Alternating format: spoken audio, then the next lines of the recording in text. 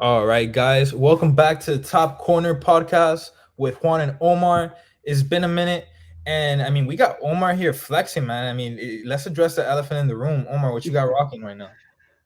Right before the first couple of games for Argentina in the international break, the New Jersey came in, the Tres Estrellas, beautiful, love it. It's a Chinese knockoff. I have the real one. It's in high demand. It comes in like in August or July, por ahí. So, but I have like a knockoff for now I until mean, I get the bro, real one. to be honest, if we're keeping it a buck for as far as soccer jerseys, if you're collecting them and you're buying all the originals, you're a madman, dog. Like Yeah, I used to have a nice collection when I was little, but they were all knockoffs, and that's the way to go, dog. Like especially yeah, in South America, they make them really good, bro. They make them yeah. really good. And as well, I know the two I have up here. They're both real. Fucking cost me an arm and a leg. Yeah, it's Guy, like, bro, you can't I, even. this one at the camp knew I got it. This one was I got the at the Bernabeu. So arm and a leg, And if you didn't but tell me, it's I wouldn't worth have it. known. Uh, Completely worth it. Yeah, yeah. But more for personal value, to be honest, when you Yes, buy them yes. like that. But yeah, guys, it's been a minute, and it's been a minute because we've been in an international break. And as far as international break, I mean, we were in. There wasn't really much to cover since we mostly focus on club football. And I mean, we did cover the World Cup, but that was last year. But yeah, it's been a minute, but we're back. League football is back. Premier League is back. Serie A, all of them. Champions League not back this week yet. We'll have to wait until next week. But Champions League is around the corner. Copa del Rey is gonna be here pretty soon, just around the corner. So yeah, pretty much a lot to cover, and we also have quite a bit of news since we have taken a break. A lot has happened. There's been some shakeups. So Omar, why don't you start us off with that?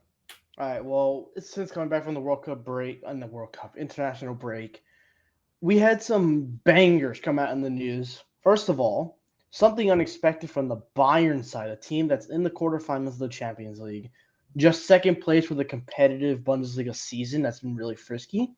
They could go on and sack Julian Nagelsmann, a guy who's been really good for Bayern. I understand maybe they have such high expectations; they expect to win more and dominate more, as Bayern has. But and then the guy they bring in is a guy who shouldn't have been sacked, who shouldn't even be in the market right now, Mister Thomas Tuchel, the turtleneck man himself. Yeah, dude, this one was kind of a heartbreaker for me because I really wanted Tuchel to be a candidate for Real Madrid. It took me by surprise. It took world football by surprise. I don't think anybody expected Nagelsmann to be sacked, but per reports, it's not only based off performance. Allegedly, because this has not yet been confirmed except for the press side of it, is that Nagelsmann girlfriend, who worked for the Bild, which is like the top paper over there in Germany, they were pretty much having troubles because she kept leaking a bunch of information. I don't know if Nagelsmann was telling her like all the locker room talk, or just like, while venting to her, just telling her information she wasn't supposed to hear. But apparently that broke some relationships in the locker room, and it was really split. Players like Mane stepped up, some other players, veterans, stepped up as well, but there was two sides because apparently Thomas Mueller was a really big advocate for Nagelsmann.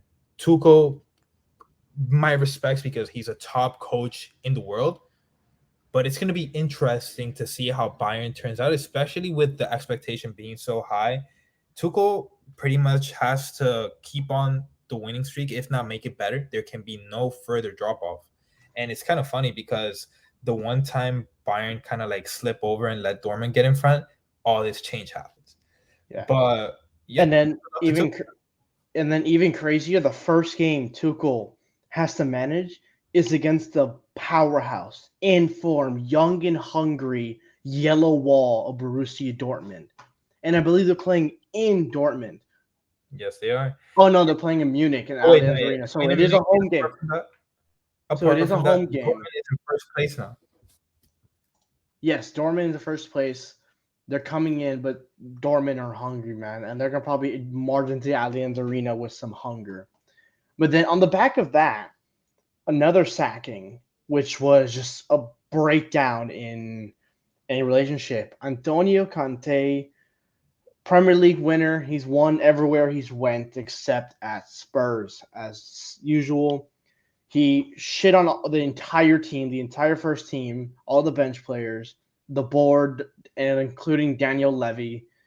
Um, and this one wasn't really a surprise due to just him hating everyone at this club, basically. But yeah, Spurs, something needs to change from the top. Daniel Levy needs to go. Like this club has a good amount of money to spend, and they just refuse to do it. They wasted Harry Kane basically already. He's almost at the end of his time. They're wasting him and Son.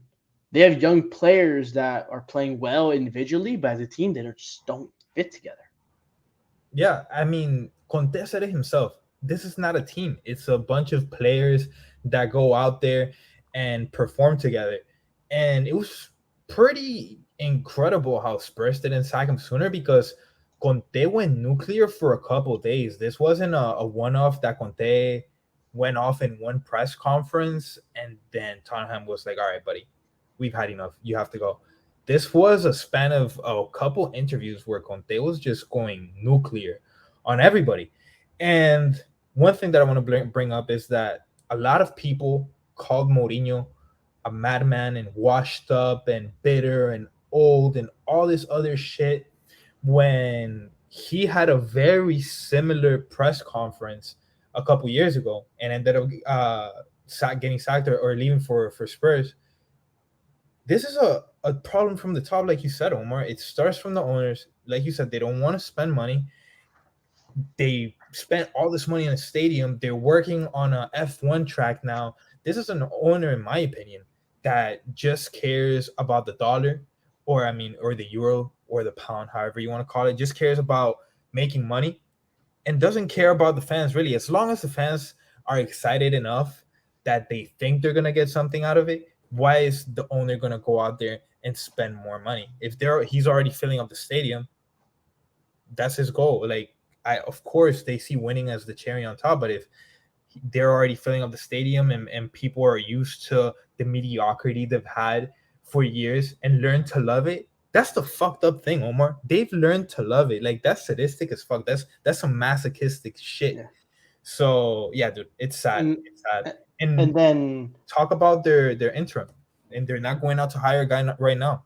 yeah, so there was rumors like, oh, Nagelsmann just got fired. They're gonna go after Nagelsmann and pick up another good manager to waste. But no, they're gonna actually stick with Mister. What was it? Stellini is Yeah, a Stellini is going to be the interim coach until the end of the year. Pochettino's been linked to some names, maybe for a comeback. Uh, Nothing has been confirmed, but we'll see what happens with Spurs. The other news we have is now that we're in the Premier League, Kai Havertz probably leaving Chelsea. So Kai Havertz spoke on having a great relationship with Thomas Tuchel, who is now at Bayern Munich. And when asked if he would like to play for him again, he said he would love to.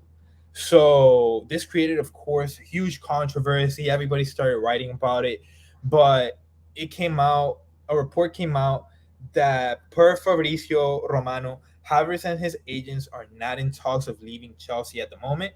So they're not in talks of leaving Chelsea now, but we're mid-season. We have to wait and see what happens at the end of the season. One thing we do know with Chelsea, and Kunku is coming. They have some other transfers they want to make. They have a whole young roster that they want to start building chemistry for. I don't know if Kai Havertz is even in those plans. So maybe it's better interest for them to part ways. We'll see what happens on that end. yeah, especially with Nkuku, yeah, like you said, coming in, and both of them kind of play a similar position as a false nine currently in the current shape of Graham Potter's formation. And Nkuku's a better player, like you can't really deny that. But Havertz, he's been better with more like I think he's been filling that little role a little better. I think with the additions of Enzo Fernandez and Mudryk kind of coming to his own as well, and then finally getting a little healthier. Chelsea have found themselves in better shape as of yeah, they had to play tougher games coming up, especially against Real Madrid, who they can always surprise people. Chelsea have always been a weird team in these competitions. They're either the best team that you're going to face or the worst.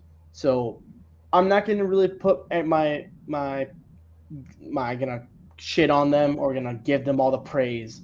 They're still a very much team that's in a big project, and including those plans, I don't really see maybe Kai Havertz. I definitely see Kuku, Enzo Fernandez, João Felix if they can get him finalized into Chelsea because he's been crazy over there. Yeah, and that's pretty much as far as it goes for club news. There's Well, hold up. There's one more. The legend Lionel Messi. We've all known he's been very unhappy at PSG.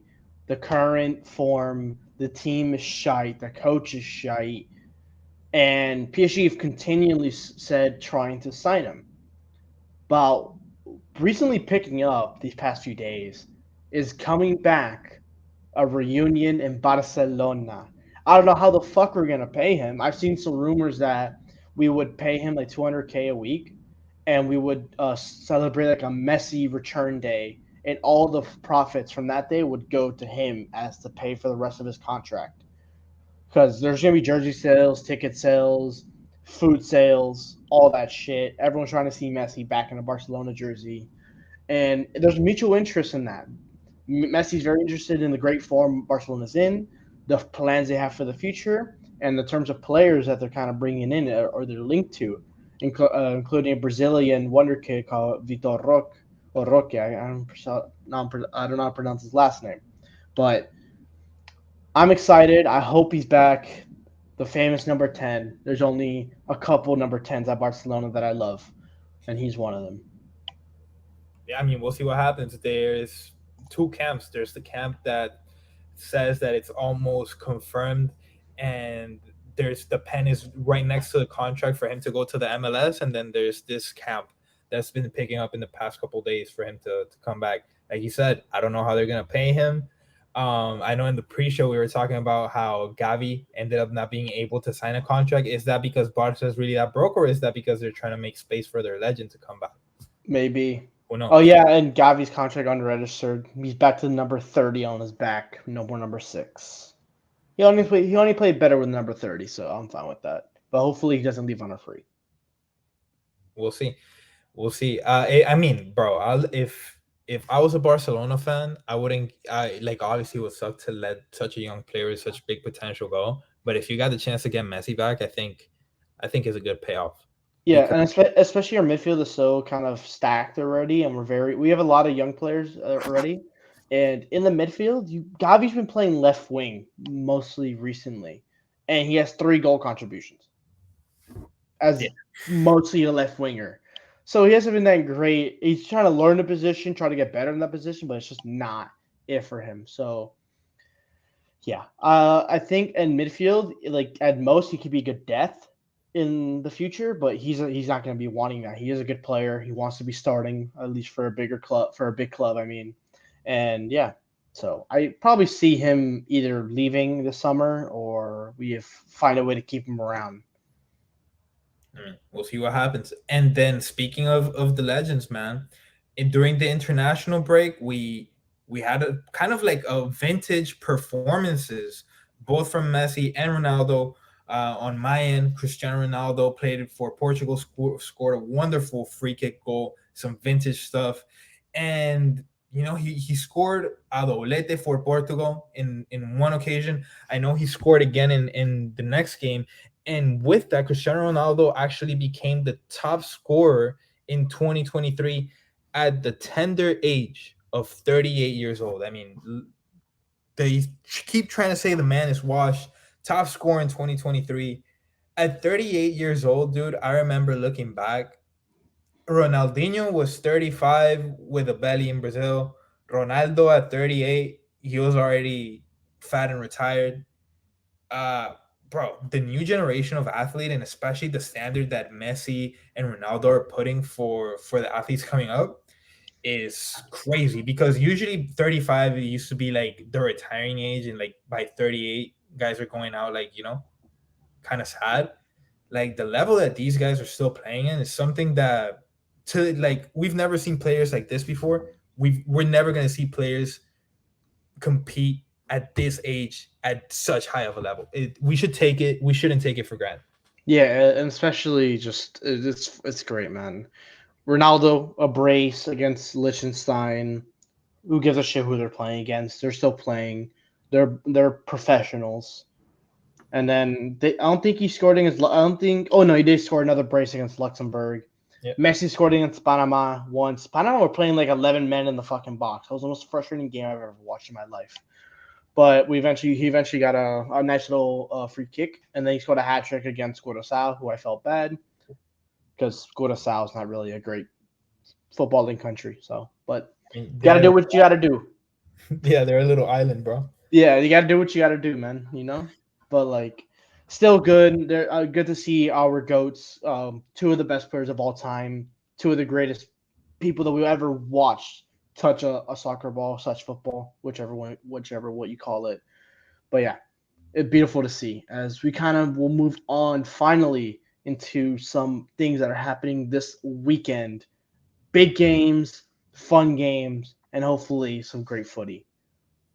Yeah, dude. So we'll start off with big games, blockbuster names off rip. So we'll head over to England. Manchester City versus Liverpool. It's a great matchup, but it's gonna be affected by injury, unfortunately.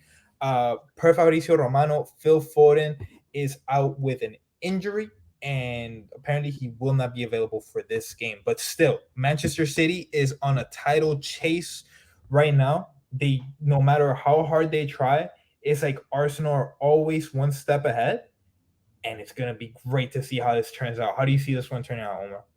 So it's gonna be a fun game, but I think just because I'm motivated Man City is to get better, move up more, and I think they're playing in the Etihad. I'm gonna say it's a 2-1 win for Man City. All right, this one's sketchy, dude. Because if you notice, Liverpool have been pretty shit, and especially those that 5-2 loss versus Madrid a month back, and then the loss at Bernabeu were definitely not good looks. The loss versus Bournemouth, my goodness, they're in sixth place. And they're only 5 points away from getting into European competition. And you might say, oh, dude, they're 5 points away. This is a team that not long ago was behind teams like Brentford and Fulham.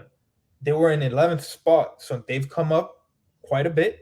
And let's see how they do. I think this is a very sketchy matchup because Liverpool can never just have like regular games. They're either godlike or they're complete shit. Yeah, and yeah, I agree to that. We've seen it recently, especially. I think they edged past Crystal Palace 1-0 with a late winner, but they are coming off of two big wins. They destroyed Burnley in the FA Cup 6-0. They destroyed Leipzig 7-0. So maybe though, and then right between those games was the international break between Liverpool and Burnley. So all that time off, maybe they're gonna come in maybe a little rusty until they get back into form. So I could definitely maybe see a draw in this game, just first game back. But I think Man City's gonna take care of business. Yeah, yeah, man. City was just in incredible form, and we'll see. Pep, it's about that time of the year, and for the legacy that Pep Guardiola is trying to build, this is around the time where you start, turning up the levers, pressing on the gas a little bit harder. And what a better way to come back from the international break than just stomping on a rival like Liverpool. So for this one, you got it as a 2-1. I'm gonna go Man City as well. I don't know what the score's gonna be, but I'm gonna go Man City money line for this one. So actually, if we're gonna bet it, let's go ahead and check the odds right now. So we do this thing. If you guys want to sponsor, if any company is out there, you want to sponsor us for being your official bookie, promoted bookie, just hit us up, man. So currently at unofficial bookie, Manchester City is sitting at minus 160 on the money line. So I think it's good for parlay, but for as good as Manchester City is, they're at home. I think I'm good with the minus 160 on the money line. Yeah, it's not too bad. That is not a bad shout. All Maybe right. you could parlay with a future one of the future games we'll cover. Yeah, so you It'd be a can nice definitely parlay. parlay it for with this game we're about to head into. So we have Arsenal versus Leeds. Arsenal currently 69 points in the table, well ahead of Manchester City with a nice lead, some nice cushion. And before the international break, they were also getting back to their old form. We know they fell off a little bit in February going into March, but they really caught fire before the international break. Playing Leeds, how do you see this one going down? So the last time these two teams met up was in October, way back in match week 11, as Arsenal are heading into their 29th game of the season of the Premier League already. The match scheduling is a little off right now in the Premier League, with some teams playing more, some teams playing less. So last time it ended 1-0 with a Bukayo Saka goal in the 35th minute. It was, in terms of stats wise, very even game. In terms of 4 shots on target, even amount of shots, possession, passing, all that. But I think back in the Emirates for Arsenal, getting back into form, they've won all their last 5 games. Give me a comfortable 2-0 for Arsenal. Okay. Yeah, I got it the pretty much the same way. The way Leeds is performing now, they're in the 14th spot, but that 14th spot can be kind of an illusion because between the 14th spot and the very last spot, there's only 3 points difference. So just let that sink in. Leeds right now, I have them as a relegation team. So I expect Arsenal to take care of business as well. If you were Manchester City didn't have the best odds at minus 160, Arsenal definitely doesn't have the best odds at minus 340. But if you were to parlay these, you would come out to a odds of plus 110. And even though that's not crazy, I always believe picking winners is better than picking crazy odds. So Arsenal and Manchester City for plus money. Omar, I'm gonna go ahead and smash that right now. Submitting my bet. It is submitted. And yeah, that's gonna be it for Arsenal versus Leeds. I mean, not really much to break down. Anything else you want to add? No, I think just that entire team's just been in great form. And I think even with and then throughout the international break, they've been good. Bukayo Saka was killing it for England. Yeah, dude. England got themselves a fucking team. Yeah, And Gabriel Jesus, we know he's back from injury. They have FODMOB has Trossard as a probable starter at striker. I think Gabriel Jesus is easily going to be the striker, and I look at him to get back into form. And as soon as he's back into form, Arsenal are gonna. I think they're gonna run away with the Premier League. Honestly, so really. Okay. no, yeah, yeah. I mean, dude, they already have a well cushion ahead on Pep, and that's not easy to do. So Mikel Arteta, he coach of the year candidate, and Bukayo Saka, one of the best players in the league right now. So let's move on to the next game. We're gonna go for this one: Newcastle versus Manchester United. So this one, Newcastle were a team that at the beginning of this year of 2023, we thought that they might be in title contention because they were in the third spot. They were only a couple of points away from Arsenal and Man City. They've dropped off a lot, but as mid as they've been, Omar, they're still in European contention because they're in the fifth spot. How do you see this one going down? So it's always interesting because Man United, we've been talking about them since this year, how good they've been ever since they kind of got back into their form. And especially even without Ronaldo, without the one of the best goal scorers of all time, Erik ten Hag has found a way to shape this Man United team to be a powerhouse. Yes, as of recently, they haven't had the best of games. They had the 0-0 against Southampton with the red card. They got 7-0 against Liverpool, but they took care of business in the Europa League. They took care of business in the FA Cup. And those type of games, they just need 1 or 2 games to get right back into what their usual game is, and they're gonna get back into it.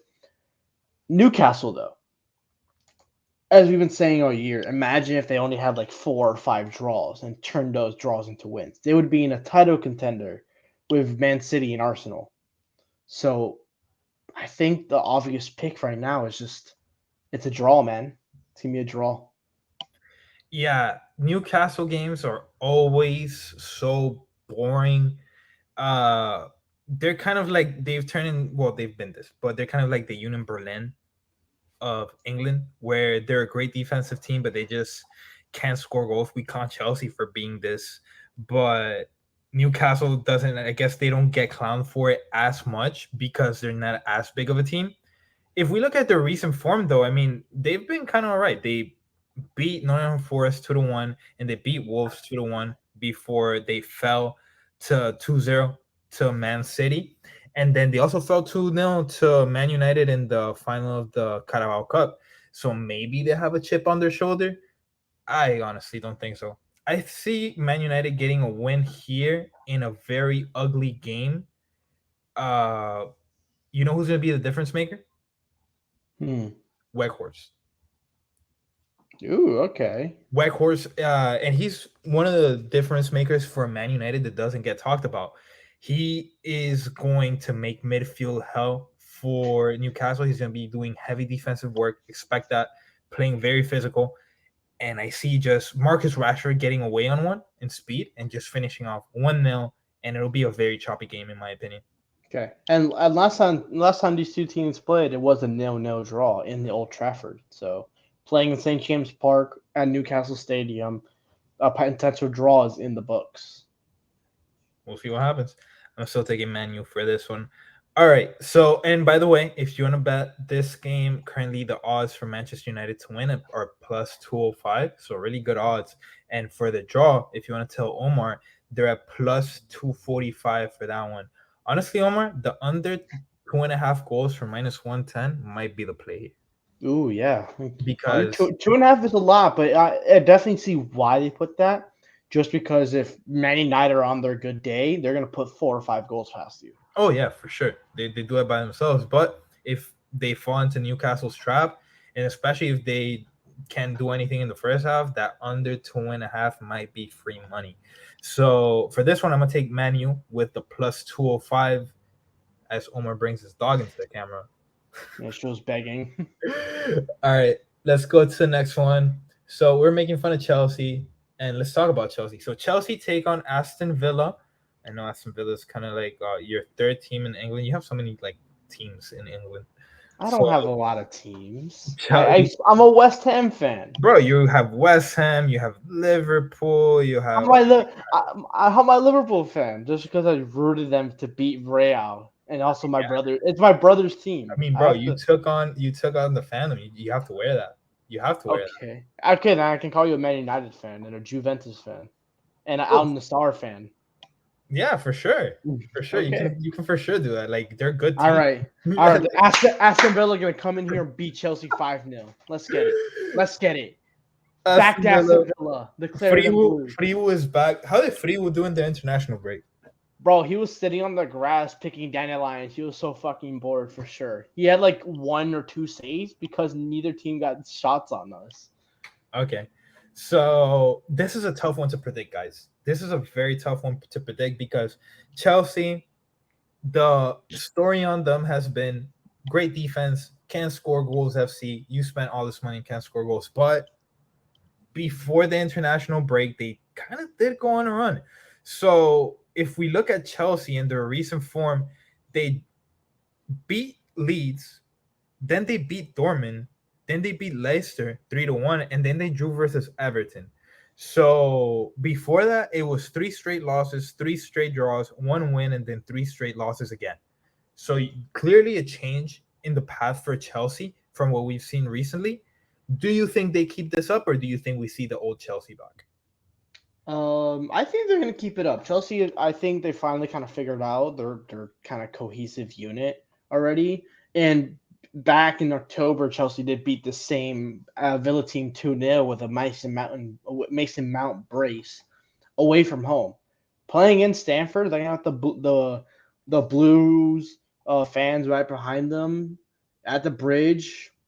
I think such an iconic stadium, you can't just fail in front of your fans like that. I think with the improved team, with the improved players, with the improvement of just how they're playing in general, I think they're gonna pull out an easy win here.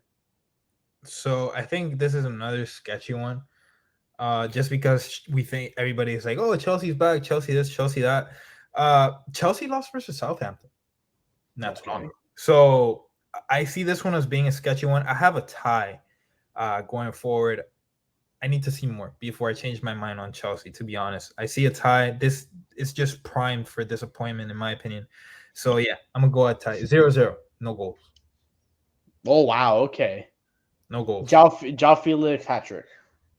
All right, we'll see. For you, culture. For you, if you listen to this. If culture listens to the silly podcast. But all right, let's look at odds. So Chelsea, if you wanted to go with Chelsea money line, they're minus 150 on the money line, and if you want to take their spread, they're on the minus one. It's plus 115 for this one. I think I'm also taking the under 2.5. I think it's free money. It's free money, to be honest. At minus 110. And if you went to take the under for both this game and the Newcastle versus Manchester United game, you would get odds of plus 264. So that's really good for two matchups that are likely to be very defensive, very choppy. I love those odds. So I'm gonna take the draw on this one as well. All Not bad right. odds. Not bad odds at all. As we will kind of head into, we'll take our plane over to Alemania, Germany, to match day 26 as this hot Bundesliga season continues to be exciting. From 5 teams to 6 teams within one game to now just down to two, with a couple teams looking outside, looking in. It's really just the two powerhouses of this division. Yeah, dude. Dortmund and Bayern, who face off this motherfucking weekend, 12:30 p.m. tomorrow. I think we got to start out with the hot one. What do you think of this one, man? Bro, this has been such a crazy Bundesliga year. We were at one point we were rooting hard for Union Berlin because we didn't want the two usual suspects to rise to the top. But as usually happens, Bayern and Dortmund are the dominant ones. Huge matchup. We were talking about it earlier in the pod. Thomas Tuchel, it's his debut. And he's going up against Dortmund. Yes, he's playing at home. He's gonna have his fans there. But don't you think the Dortmund players and the Dortmund coach is in there wanting to spoil that celebration day that's supposed to be Thomas Tuchel's debut? What a way! What a punch in the gut that it will be. I mean, I don't know how this one's gonna go down. I mean, what do you think of it? Dude, it's this one's actually the hardest game I'm probably going to have to call this week. Odds are probably going to be like 50-50. Probably would lean more to Bayern just because of them being at home. The goal difference, the players on these two teams, the young talent on Dortmund, the experienced veteran, highly talented Bayern team. This game's going to depend who wants it more. This is the game to decide. If Dortmund wins this game, they're going to take a nice 4-point lead in the Bundesliga, while Bayern will have 2 losses in a row. So, and then this could put Bayern right back into the jaws of Union Berlin. If Union Berlin get their win, they'll be 1 point behind Bayern. So, Yeah, I this think I think for the excitement for the rest of the season, it's going to be a draw. all right. That's interesting. So look, this is the last time that Bayern and Dortmund are going to see each other, and there's a good chance that even if Bayern win, even with a couple going up a couple points, that's could be the league. And if Dortmund win, going up 4 points, that's definitely the league because we only have a few matchups left, about 10 matchups left after this, and there's no other way you can turn this around. Like this is it. This is the might be the biggest game of the year leagues wise because deciding wise who's gonna win the league because we know Napoli won it long ago. Like before the World Cup even started, they had already won it. And Dortmund, this will be the next time the next update we get on who's winning the next European league. Because if Bayern going up even by 1 point with the opposition they have in front of them, there's just no way that they're gonna lose track. Same for Dortmund. So I'm gonna go with you, Omar. I think it's a draw, but for the sake of my gambling dedication, it's not an addiction, it's dedication. So oh damn, so Vegas is beating me here. So the over for this one, I thought it was gonna be 2.5 as well. So the over for this one is actually 3.5. Wow. Yeah, and Bayern Munich with a new coach making his debut is minus 215 on the money line. Minus 215 is so crazy. What do they know that we don't know? What I do the mean, betting houses know that we don't know? um, to be fair, while we look at Italy to be like the defensive giants of the world, Germany is the attacking giants of the world. The lowest goal scorers up here at the top is like 40 goals. It's actually 38 by with Freiburg and Union Berlin. But Dortmund have scored 55 goals this year, and Bayern have scored 72. These are two powerhouse attacking sides with defensively they haven't been like super insane. They've allowed at least a goal per game. So I can definitely see the over hitting, but I feel like an under would kind of be an underrated bet in this game. Yeah, but rooting for the under in a matchup like this is just like, what kind of loser are you if you're taking the under in a matchup this legendary? So you know Yeah. what? For the love of football, I'm gonna go ahead and take the over. It's gonna be a draw, 3-3. Oof. That would be an insane goddamn game. God dang. 3-3. Like, I don't think it's far fetched, but like 72 goals for Bayern, 55 was it for Dortmund? I mean, powerhouse. And Bayern Munich, by the way, 72 goals and in second place. Yeah. Crazy, crazy, That crazy. that's almost averaging 3 goals per game, by the way. If you I can't do that watched math that real brother quick. crumble. Yeah, that Bundesliga, man, it gets complicated when two teams are going neck to neck like that. So, Yeah. all right, so we got our predictions in. We're rooting for the league to race to extend a little bit longer. That's really what we're rooting for here, because if any of these teams win, that's pretty much the tournament. It pretty much decides it. All right, so let's keep on going. That was a big one. Let's go to another one. You know, maybe I thought the over was a bit plumped up because I've been watching Union Berlin so much. So Union Berlin versus Stuttgart, man, recently they haven't been in the greatest form, and it sucks. They're still in third place, but recently they did win versus Frankfurt, but before that they got embarrassed in a 3-0 loss versus Union Sangolese. They drew 3 games straight and then they lost to Bayern. So how do you see this one going down? Yeah, tough one from Union Berlin. We were super excited with them being in the title fight. Like, damn, a team from Berlin, what the capital of Germany, being in a title fight. Maybe this is something to be able to enjoy. But it just kind of fell apart. It kind of happens with these teams that are kind of not meant to be up here. They're scheduled too early to be contending so high. But a game against Stuttgart just looking kind of destined to go down.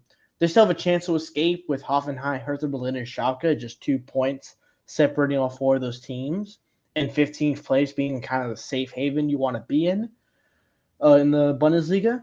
They still have a chance to survive. Recent form hasn't really said anything, but I think Union Berlin, they're going to go into this game, get back focused, and take care of business. After that 2-0 win against Frankfurt, a very good team, they're going to come back and continue their good form.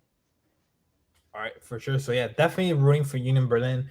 Just friendly reminder for everyone: Union Berlin, they are the capital of Germany, but they haven't been a historic team like that. This is a team that only 4 years ago had just come up to the first division of German football. So there's a lot of passion for these fans, and that's why we've been rooting so hard for them. And especially when they were deep in the title race with Bayern and with Dortmund, trading punches with each one of them. We're hoping they do good. So let's look at the odds real quick for Union Berlin. So we know Union Berlin is not known for scoring the most goals. So also, damn, they don't have Union Berlin on these odds. I mean, they have to. Let me go ahead and see here. Might have to look them up because it's a Oh, smaller. here we go. I got them. I got them. So Union Berlin, if you want to take them on the money line, they're plus 105, and then if you want to take the draw, is plus 220. Now betting houses know that this is a matchup that is not likely for goals because the under is 2.5, but the odds for that are minus 170. Okay. For this one, I think I'm a right with Union Berlin, man. I'm gonna take Union Berlin plus 105. Yeah, I don't blame you. I think minus 105 is good odds for Union Berlin. Especially, I think I see them as heavy favorites against Stuttgart. So I'm taking that all day, every day. All right, for sure. As we move on to our last game here in Germany, we have Leipzig versus Mainz. So Leipzig currently in the fifth spot, prime for you in European competition, and only 1 point behind Freiburg, who are in fourth spot, locking up that last place in the Champions League. How do you see this one going down? So if it wasn't for Borussia Dortmund existing in, right now with their form, Mainz is technically the hottest team in the Bundesliga. They have not lost since beginning of February. They beat Augsburg, they beat Leverkusen, beat Borussia Mönchengladbach 4-0, beat Hoffenheim, and then they drew the last two games against Hertha Berlin and Freiburg. So they're actually looking very good, but they are going to go against a very strong Leipzig team in the Red Bull Arena in Leipzig. I don't. I think the end though their unbeaten run here ends in 6 games, but I think this loss won't hurt them as confidence. Or won't hurt their confidence. I think they'll kind of take it on the chin. They're gonna fight their hardest. It'll be a gritty game. I'm gonna say Leipzig kind of edge it out 1-0. Okay, so for this one, Leipzig have not been in the greatest form because we know they did lose 7-0 to Manchester City in the Champions League. And then the following Saturday, they lost to VFL Bochum 1-0. So clearly, that 7-0 loss shook them off their boots a little bit and had them down. But I think I like the team that has some time off after going in a bit of a rut to come back punching hard, come out with aggressiveness, trying to prove a point. I love Leipzig in this matchup.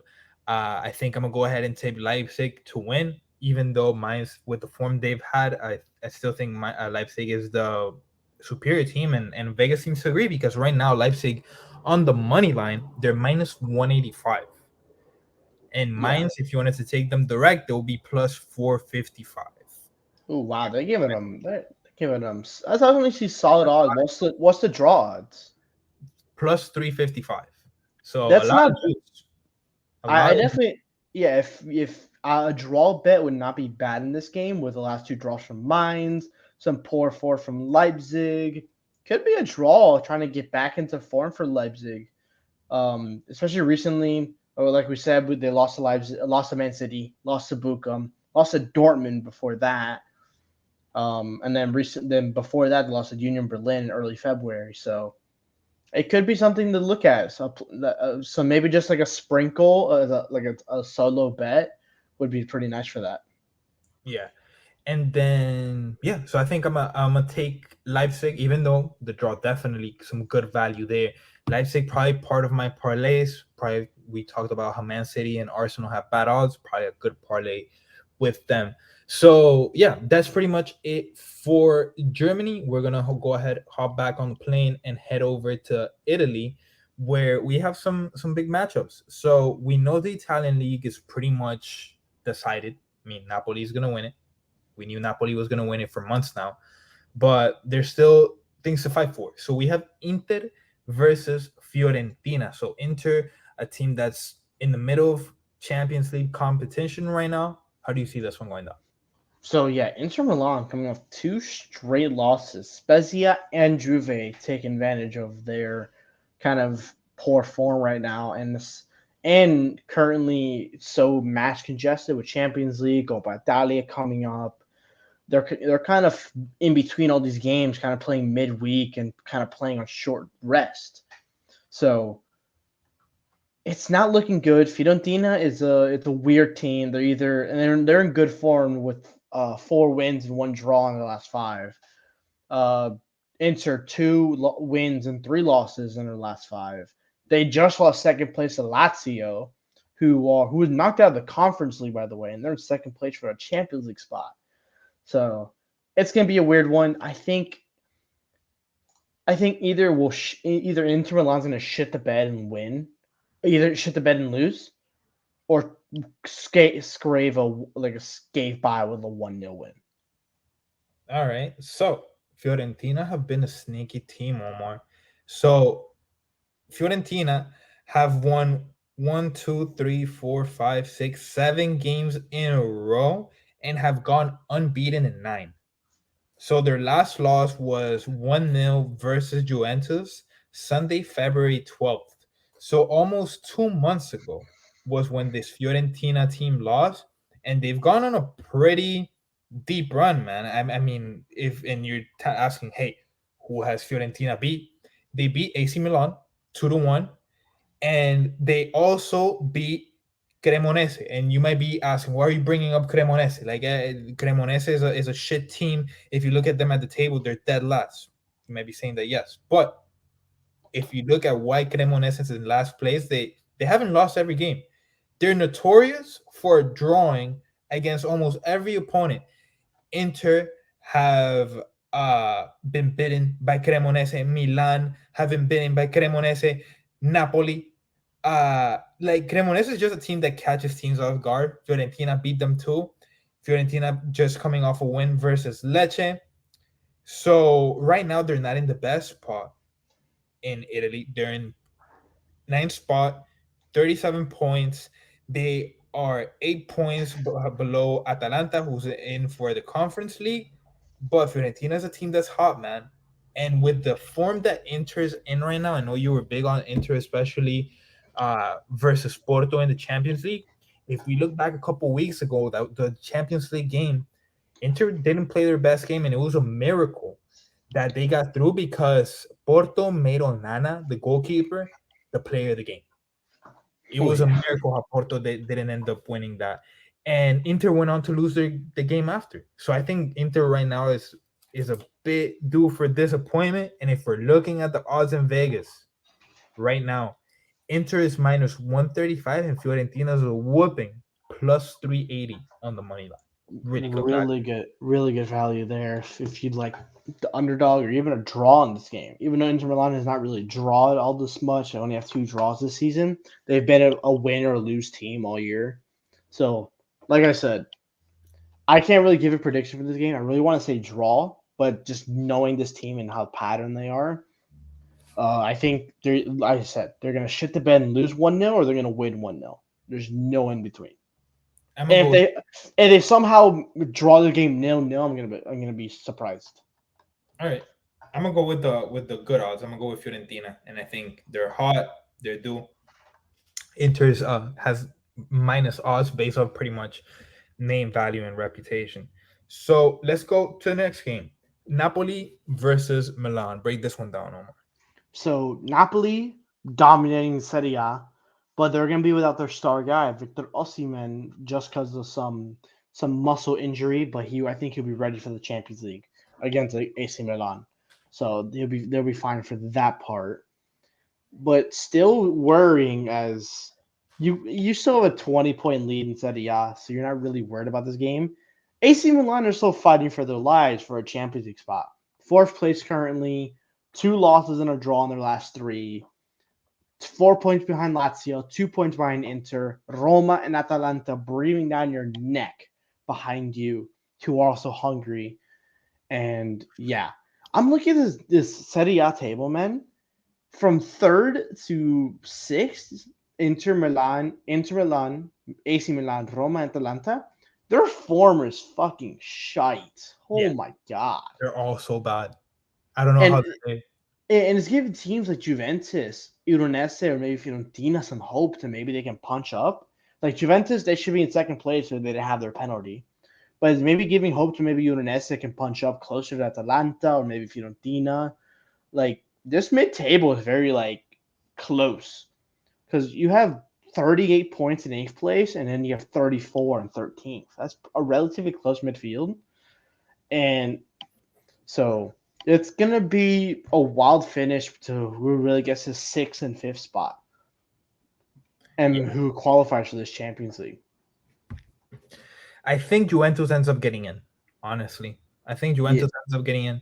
But as far as this game is concerned, Napoli is their favorites, minus 120 on the money line, and Milan is plus 350. I think the play here is the draw. Milan is going to play their best, but try not to lose because at the end of the day, they're still in the Champions League and they want to take care of that. So I'm gonna go with the draw plus 250. Yeah, I definitely see a draw as well in this game, just because I think Napoli's gonna try to take it easy as well as AC Milan. But this could be a good see like how Napoli is without Osimhen. Are they still gonna be really good attacking? Are their depth good enough to handle an Osimhen? Let's say he gets injured down the line and he needs to get taken out of the game. How are they gonna fare? Yeah, fair. But they still have Cavara, and Cavara is a monster by himself. So we'll see how that goes if Cavara can pick up the weight of that team.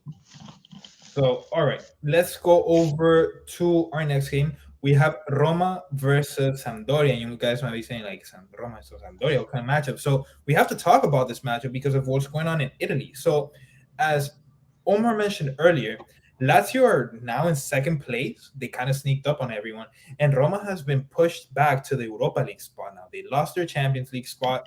They're now in the Europa League. And they have to win this game in order to make that push towards the Champions League. What do you think of this one?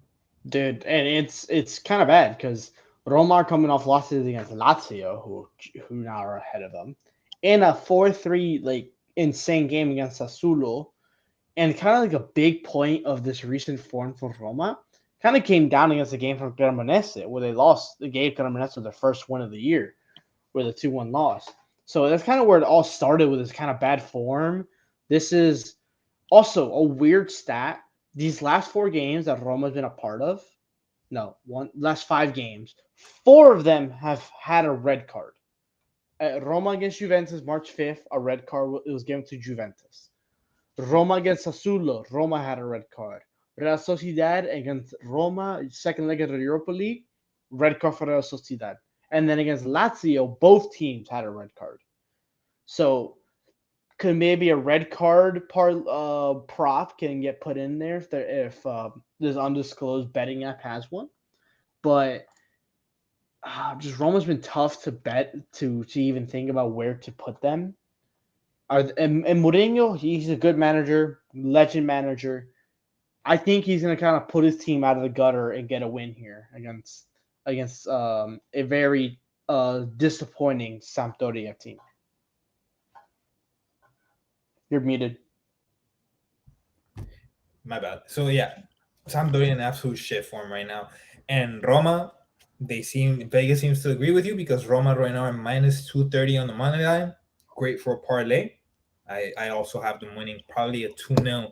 Roma can't afford to lose, and like you said, Mourinho's a legend, and I think he's gonna get his boys ready. All right. Yeah, he got to lock in now because there's 9 games left in Serie A. You're fighting for a Champions League spot. You need to be in the Champions League Yeah. as a team like Roma. Roma has been historic in the Champions League. They pull off some wonders, especially against my club. I still hate that fucking. I hate Barcelona's recent Champions League shit. It's such an annoying thing. Yeah, dude. You were eliminated from both the Champions League and the Europa League this year. Don't remind me. All right, next game we'll talk about is again just covering this insaneness that's going on for the top 4. Juventus versus Verona. Juventus should take care of business. They've been taking care of business all year. They have 17 wins on the trot. Great form recently. I think they're just going to kind of push away Verona as they continue to move forward.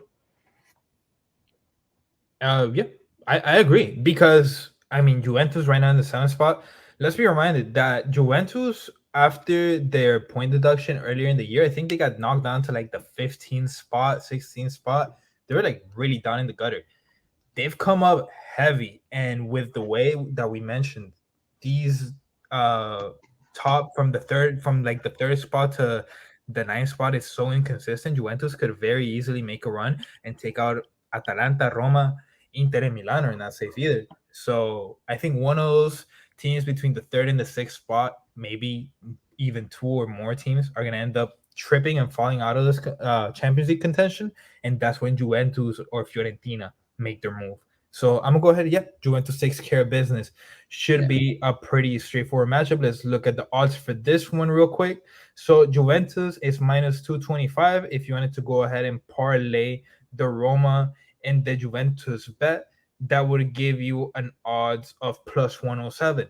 Like I said before, I don't like great odds. I like picking winners, and for these two teams that need to win, that have pressure on them to win and cannot afford to lose, I love this little parlay. Two teams Yeah, plus money. yeah, and one thing I'd probably rather put Juventus in a parlay than Roma just because of recent form. Juventus has been a way better team. Fair, fair. And yep, that's pretty much it for it. Oh wait, we have one more. Yeah, You want to talk just about? because of the where they are, it's Lazio against Monza. Monza mid-table team, unbeaten their last 3 games, but Lazio have been quietly putting together a beautiful season.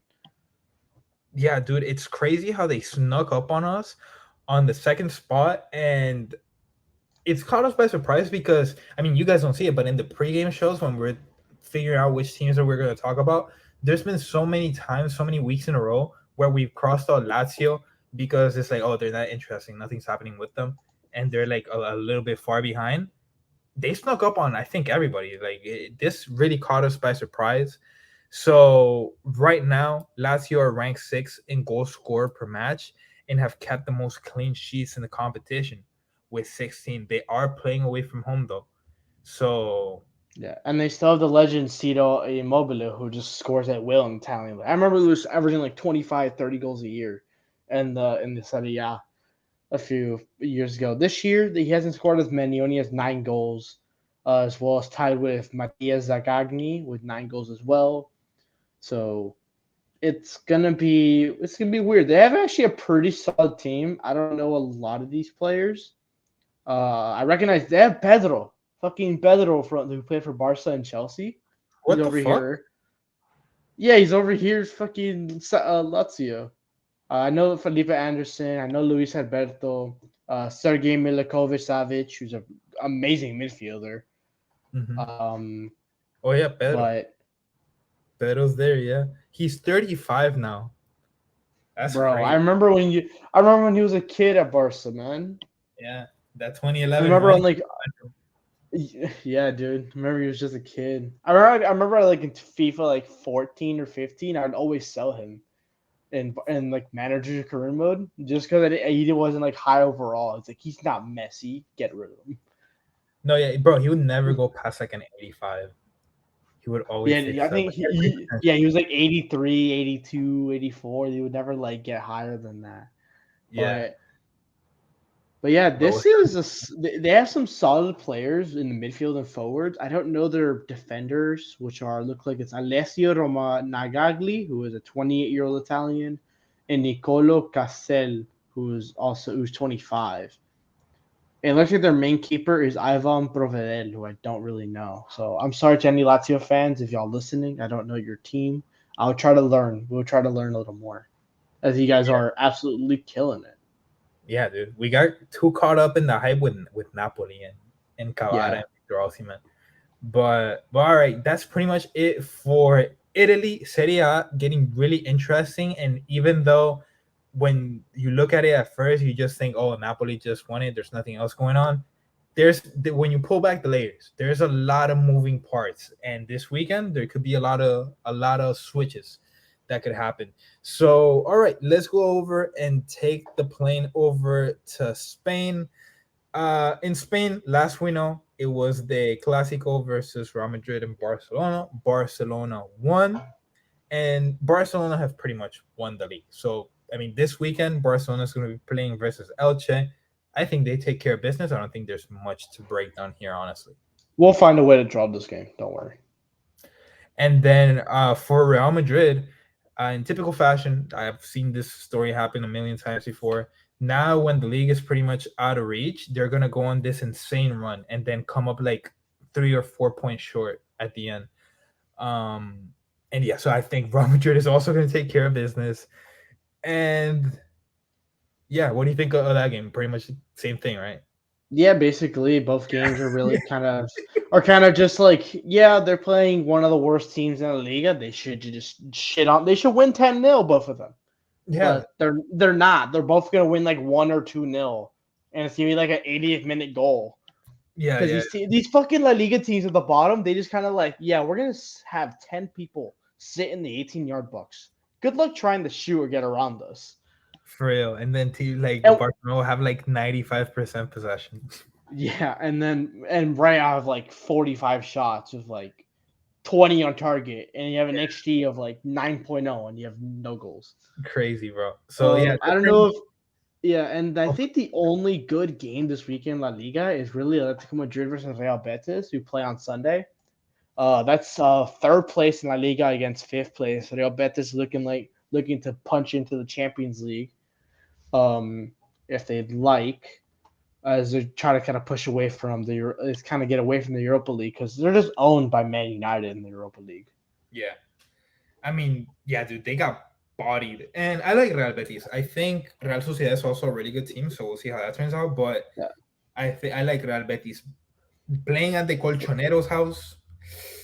It's gonna be tough. I think I got a draw. I say a draw is feasible. I think it's realistic. And then we also have Real Sociedad against Villarreal. So we have two top six matchups in this match day for La Liga. So actually pretty good games. Both of those are Sunday. Villarreal Real Sociedad is at 12:30, and then Sunday 3 p.m. is Atletico Madrid and Real Betis. We'll probably tune into those maybe if we have the time. I think I'll be able to watch Villarreal Real Sociedad. I'll probably be able to do that. Probably watch the And Athletic then yeah, because that'll so be after the Bayern versus Dortmund, like right after. yeah, and then I know we have some midweek games if you want to get into those. I know we have I know we have the Copa del Rey between Real and Barca on Wednesday, and then I know we have the DFB Pokal with some. I don't know if we want to get into that. We have some pretty good games in the German Cup as well. So let's cover them really quick. So we'll do German Cup first, and then we'll end the pod with a Clásico. Okay, So so yeah, German Tuesday. Cup. Yeah, Tuesday we got a recent game that's already happened. Frankfurt versus Union Berlin. Union Berlin came out last time with a 2-0 win. How do you think are we gonna see the same story here? Very difficult. And to be honest, I think I like Frankfurt's form a little bit more than Union Berlin, but both are so shit in their form, honestly. Jesus Christ. It's like when you see them, it's all red. All red and gray from losses and ties. But actually I'm gonna change my mind because yeah, Union Berlin did win 2-0, but it was against Frankfurt. Fuck it. I'm gonna go draw and this shit goes to penalties. And then from there we'll see. But I'm gonna go draw. Okay, yeah. I was actually thinking that thinking draw, and if there is extra time, I think there is extra time in the DP book. I know some competitions they go straight to penalties after 90 minutes. I'm gonna say a winner in extra time if there is one. If not, penalties. All right, for sure. So yeah, we got that one. Next game we'll have is Bayern Munich versus Freiburg. This one's really interesting. And I think this one we're gonna have to see what happens in the game versus Dortmund because we could be very right or we could be very wrong. Because imagine Bayern Munich comes out and shits the bed and they're like shit now with Tuchel. They're just completely overpowered. We just don't know until we know. So how do you Yeah, see that going now? and even crazier, the match congestion Bayern has right now. They play tomorrow 12:30. 2 days rest, they play Freiburg. 3 days later, they play Freiburg again on the weekend. And then 2 days after Freiburg, they have their first leg against Man City in the Champions League. Man, They're going to be tired as shit with this run against two gritty teams in 2 games against Freiburg and then a powerhouse in Dortmund, and then going into Manchester to try to take on Holland. all So that with like a new coach. all that with a new coach. They don't have an easy game until they play Hoffenheim on April 15th. Yeah. So That's this is gonna be a tough run. Tuchel it all starts with better have Dortmund. it.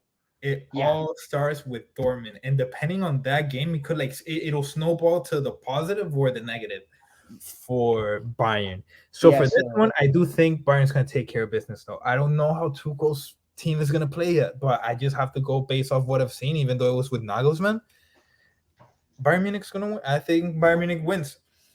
yeah, I think Bayern Munich. I think even if they struggle in this game, I think their just overwhelming talent will take care of them. I'm gonna say at least 1-0, at least.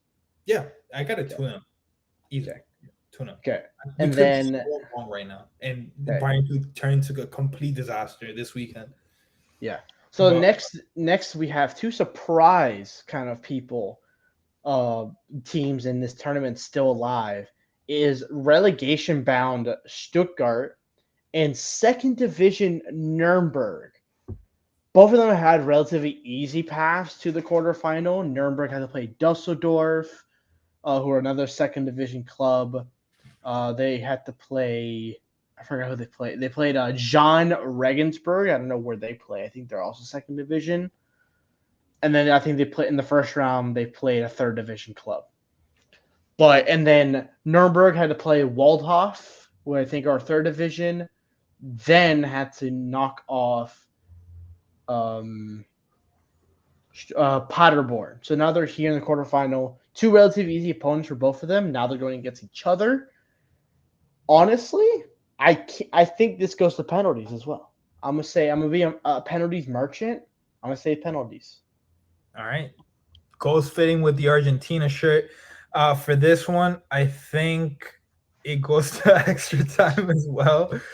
I'm a root for Nuremberg, bro. I always got to root for the underdog story. So I'm gonna go for FC Nuremberg, and it looks like a bit of the public, like they got 33% of the vote for winning right now, compared to 54% for Stuttgart. So more close than you think as far as public outlook goes. So yeah, dude, Mm-hmm. rooting for the underdog story. And imagine second division team in the semifinals. That'll be crazy. Then Yeah. the last game we have here is Leipzig versus Dortmund. I think, in my opinion, this is the best matchup, the best game we'll have for this quarterfinals for the German Cup. Yes, and of course Dortmund. We were just talking about them, and it could be the same similar what we were saying for Bayern. If a loss here, a loss against Dortmund against Bayern could snowball into this game and negatively affect them as they try to kind of get a trophy over Bayern Munich this season, as they're fighting for the Bundesliga title. They're fighting for the DFB Pokal. They already knocked out the Champions League, so they can't fight for that. So it's gonna be weird. So I think Dortmund. I think depend if they do beat Bayern or at least get a draw against them. I think they'll go on and beat Leipzig. Really, I think if Dortmund win versus Bayern, they have a good chance versus Leipzig. And I think if they lose versus Bayern, they're gonna completely destroy Leipzig. Why? Because if, like we stated earlier, if Bayern wins, even if they go up 1-2 points, that's the league, because the teams are just gonna win the rest of the games moving forward because of the competition that's ahead of them. And from there, Dortmund, the only option they'll have is the German Cup. They'll have to literally hang on to that because they would have lost the league, they will have lost the champions, and now that's the only thing they have. So I think if they lose, I'm hammering Dortmund even more. But either way, I think Borussia Dortmund take care of business, and what's going to be a very choppy game. Leipzig, don't take them for granted. Just because Manchester City put a routing on them, Leipzig is a really good team. But I still got Dortmund going through. Yeah.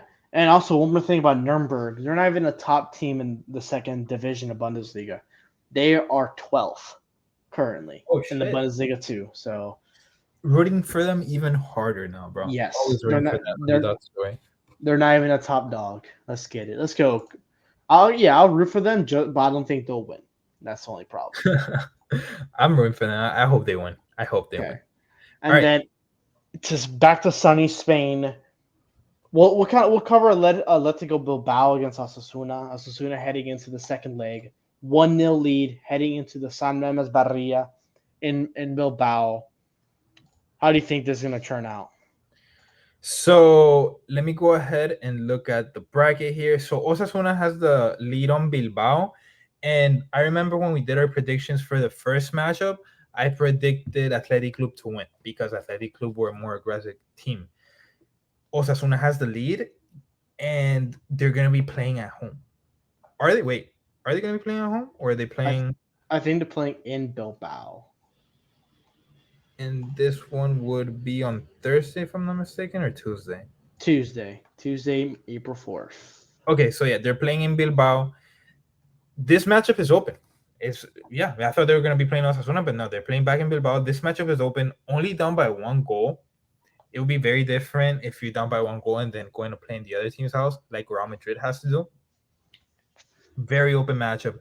I like the Athletic Club team. Iñaki Williams, has been in good form recently. Nico Williams, also a speedster that they have there. I love the team that they have. Osasuna's is a great team, but I love the aggressiveness that Athletic Club have. And if you're looking at La Liga currently, uh, Athletic Club is also ahead of Osasuna in seventh spot, right there, about to start competing for the Conference League. Only 5 points behind Villarreal to get into the Conference League. I think Athletic Club win 1-0, and it's tied. Goes into extra time. Goes to penalties. Goes to penalties. This one for me. Yeah, this can be a tough one for sure. Bilbao at home, in front of their fans. Osasuna they're both relatively in the same kind of form as well in La Liga. Definitely advantage to currently not really anyone. They both have 3 losses, 1 win, 1 draw in the last 5 games. Literally the same form. They're 2 points from each other, so there's not clear advantage who's been the better team. So I think this is just going to come down to who wants it more. Osasuna, the 1-0 lead. I think they're going to hold Bilbao to a 0-0, and they're going to advance to the final. That would suck just because it would be such a boring game, just because of the game plan that would need to succeed for that to work. I still think it's an open game because of Bilbao is at home, and I believe it's a tight game until the second half starts and Bilbao is still down. That's how open I think it is. Mm-hmm. But yeah, that's pretty much my predictions for that one. I'm gonna take Bilbao. You're taking Osasuna, and then last but not least, our last matchup of the podcast, El Clásico, Barcelona, Real Madrid.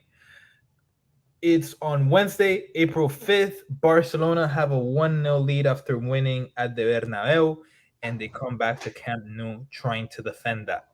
What do you think of this one? It's going to be a definitely tough time for this team, for both of these clubs. In Camp Nou, both of them are kind of suffering from injury. I think Barcelona's kind of healing back from those injuries, while Real Madrid just lost Mendy for a month, as we said earlier in our news. So it's going to be tougher for Real, even if Mendy has been kind of not great this season. Definitely, as we kind of said earlier, he looks lost out there, but he can still be an impact player when needed, even if Camavinga has been way better in that left back position. And you could see they have problems at fullback with Carvajal looking fucking lost as well. So, He didn't play uh, versus in Spain international break. They said they were worried. yeah. So this is a Camp Nou for Barcelona, 1-0 hold. Real Madrid are known for comebacks, though. They've had some pretty insane comebacks in the past away from home as well. Uh, so it could happen. I'm hoping Barcelona kind of hold on. At least we can get a third trophy this season go into the final against whoever else, Osasuna or Bilbao. As we locked up Supercopa de España against Real. We have a 10-point lead in La Liga. So any other trophies outside of continental cups like the Europa or the Champions, that'd be nice. So, all right, I'm about to go on a bit of a rant here. This game is is bigger than most think because if Barcelona draw or win, like all right, they go through. They've clearly been the better team in head-to-head matchups this year, and to me that's a problem. Ancelotti just finds a way. He like puts his toe behind between his legs when he plays Barcelona. It's kind of embarrassing to see how the team folds when we play Barcelona. We haven't been able to beat them in 2023. Last time we beat them was early at the beginning of the season in 2022. And to be honest, if we lose this game, we would have lost the league before the international break to Barcelona because that game was pretty much losing the league. And then we would have lost Copa del Rey to Barcelona. I know a lot about Copa del Rey, La Liga, this and that. There's a huge problem if you're the continued butcher that keeps eliminating you from tournaments is the same team, and it becomes even a bigger problem if every time we face this opponent, the team looks completely different. I already got used to the team coming out and playing ugly for 75 minutes versus Getafe, and then getting a game winner, or even getting a tie. Fuck it, whatever. But the way the team play, it's like they're scared, and it's like Ancelotti is scared to make a bold move or make a bold adjustment versus Barcelona. So this matchup is gonna determine a lot. I think if Ancelotti loses this game, he's out as the Real Madrid coach at the end of the season. Doesn't matter what happens in the Champions League, because apart from being the Champions League is the best tournament in the world, in my opinion. But apart from that, that can't be the only thing you hang on to, and you definitely can't hang on to that when it's your players that are consistently making paranormal activity like miracles happen on the field to get you out of that, and then everybody's making memes about you raising your fucking eyebrow. Like, come on. So that's my take on it. It's not looking good.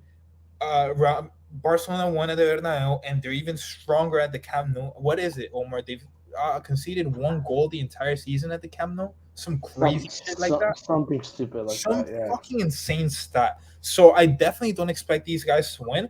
And dude, the definition of insanity is repeating the same thing over, expecting a change.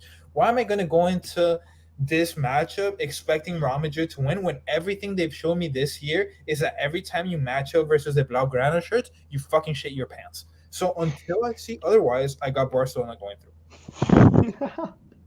All right. Either this is the ultimate anti-jinx, you just had this like planned rant that you kind of wrote the script down, that you just wanted to go on a tangent to kind of curse Barcelona and get into the Copa del Rey final, or this is coming from the fucking heart, which I can tell it's definitely after a full season of frustration of over and over. We come back onto this pod after the World Cup and we continue to say the same things about Real.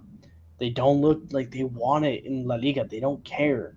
But once they kind of turn on, like, oh, that fucking Champions League anthem is blasting in their ears, they're like, fuck it, we're going to win this motherfucking game. Like, you don't see the same passion. And that's a big problem. We saw this Real Madrid before in recent years when they're kind of like we saw them dominating La Liga for a while, but we're kind of back to that stage where Barcelona is kind of owning La Liga again, but Real Madrid just continue to be successful in other competitions. Yeah. Yeah, but you got to draw the line at some point, and especially with so many young coaches, and you can't waste the roster either. Like, part of it, like, yeah, Ancelotti is great, but part of the reason of the success we have is that the squad is great. It's we rebuilt it without barely even noticing, and the players are young. So might be like, "Oh, it's one La Liga, it's one Copa del Rey." How long are you gonna have these players under contract, healthy, and in their core together to a point where you can compete like this, and that it's normal for you to expect your team to compete like this year after year after year? That shit eventually comes to an end, and if you don't take advantage of the prime years of your players, eventually you're just gonna be looking back. Oh, we could have won this, we could have won that, we could have won this, we could have won that. You know who does that? Tottenham fans do it. I'm not a Tottenham fan. Less takes can go ahead and do it, but we roll different over here. But yeah, that's pretty much the matchup. I mean, you expect Barcelona to win. I expect Barcelona to win. If Real Madrid prove me wrong, I'll be ecstatic. But I'm not. I'm not putting on my expectations. Definitely not. But yeah, guys, that's been pretty much it. Anything else you want to add, Omar? Just that soon enough we'll be covering Copa Libertadores. Maybe we'll dabble into Copa Sudamericana, who are also a bunch of South American teams joining, and maybe once the CONCACAF Champions League continues to kind of wind down, we currently have Philadelphia Union, Atlas, Montagua, Tigres, Leon, Violet, Vancouver Whitecaps, and LAFC currently still in the competition, the CONCACAF Champions League. So as maybe that winds down to the semis and finals, kind of like I'm expecting LAFC, Tigres, Philadelphia, and Leon to take care of their business and meet up in the semifinal.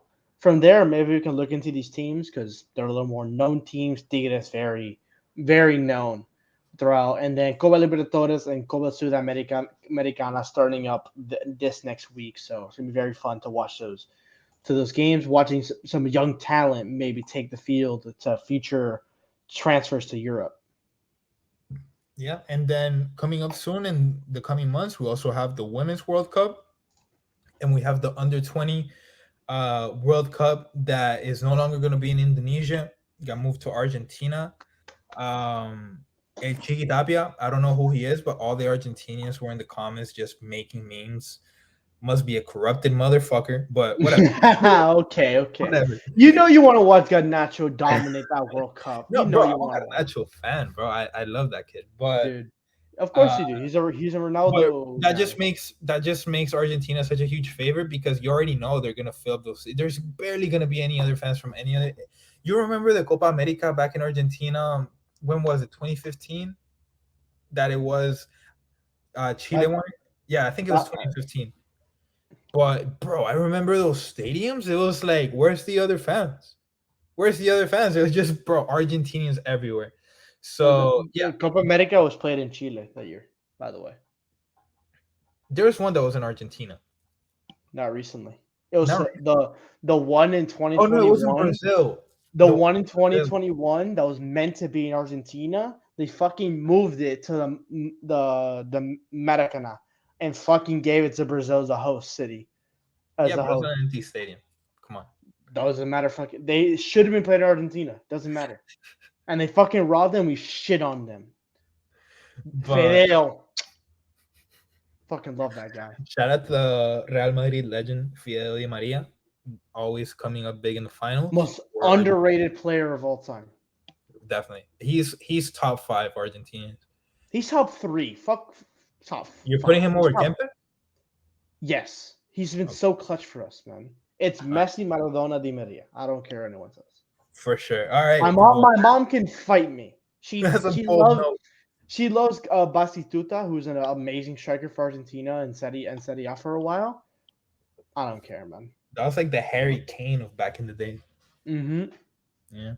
And But Diego Milito can go suck one. Higuain can go suck one. let's draw a line there. Diego Milito, bro. You don't know Prime Milito. You don't know what you're saying. You don't know. Bro, What he was like 29, like dominating Serie A still. And back then, when like 29-year-olds were considered washed. It was I so mean, not funny. really. And back then, we will also have great careers from guys that will go on runs for 2 or 3 years. Yeah. But then everything changed when Ronaldo and Messi came on, and they did dominated for 10 years. So now every kid that has a good year at 22 is like, all right, now that's the standard for you for the rest of the next 15 years of your career. And then, Exactly. so yeah, that's the impact. But yeah, guys, it had been a minute. It was great catching back up with y'all. If you're listening this deep, you got something else? Yeah. Your favorite player just scored for Frankfurt. Oh my god, Colombia is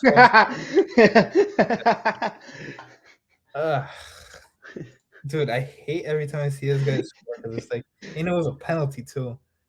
Dude, and he's been actually been pretty good for Frankfurt after the World Cup. He's so pissed. God damn it, man. Dude decided to go on his villain arc late. Hopefully, this juice can last until the next World Cup if he's even selected. I mean, But at least he scored his World Cup. His penalty in the final. he didn't score when it mattered. God damn it.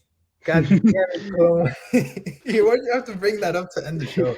I'm sorry, man. It just has to, man. With the third star is making me feel different. But all right, guys. Thank you guys so much for tuning in. If you listened this far, might as well subscribe already on the YouTube. Follow us on Twitter at Top Corner Pod. Follow us on TikTok at Top Corner Pod. And yeah, make sure you subscribe, all that good shit. Like the video, and we'll see you on the next one. Peace. See ya.